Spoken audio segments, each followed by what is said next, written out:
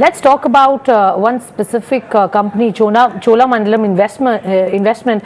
Their quarter three profit is up 12%. And to talk to us about the earnings fine print, we are being joined by Arul Selvan, who's the Executive VP and CFO at Cholamandalam Investment. Mr. Selvan, thank you very much for joining us. Let's understand from you the fine print of the budget. What has been the growth driver this time around? This is despite the demonetization drive and the slowdown that one had anticipated. How has your company performed this quarter? Thanks, Ms. Swati.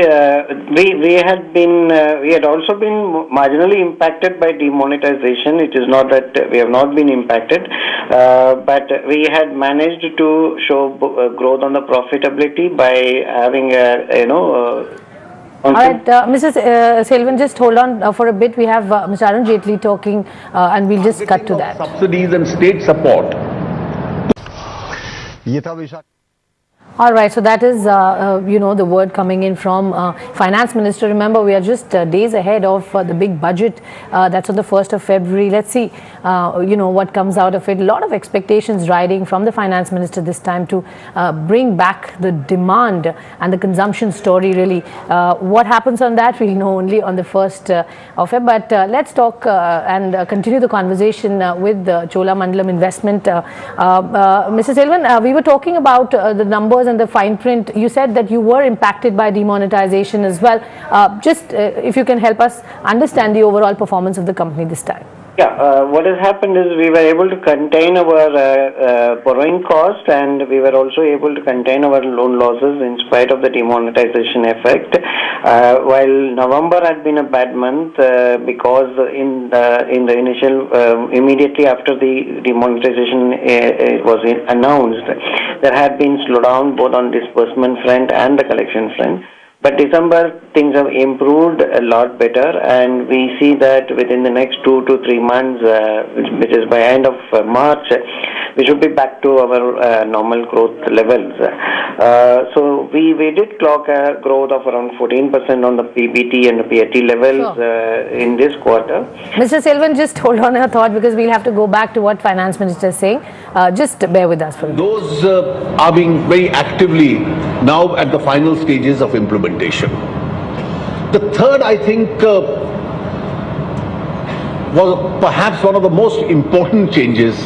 Okay, then let's reconnect with our guest, Mr. Arun Selvan. Sorry, sir, we had to cut into Mr. Jaitley, who is currently talking. Let's go back to your earnings and talk about the quarterly performance. Tell us about the disbursements. The growth for the quarter has been pretty much flattish because of the economic environment. Are we seeing any kind of recovery in the current quarter? We expect the current quarter to have a better disbursement numbers because both Tata Motors and Ashok Leyland have also talked about growing their sales. So this quarter is going to be better, and as you all always know, Q4 tends to be always a higher number, so we expect it to be better. Right. So how about FY7? The new financial year that we are getting in, you think it's going to be better than the one that we've seen because of the demonetization impact? One had seen slowdown cripple in, but are you betting better picture for the next financial year? And more importantly, how is the consumption in the rural space? How are you seeing that pan out really for you? I think the demonetization effect will be fairly behind us before the end of this financial year itself. So I don't see a big change in the new financial year. Of course, we will have to wait for the monsoons in the coming year. But as of now, the current crop has been a good number, and there have been good earnings in the rural side. And actually, I see more adoption or better adoption of non-cash modes in the rural segment happening. So I think it will be this demonetization impact will not have any great impact on the coming year.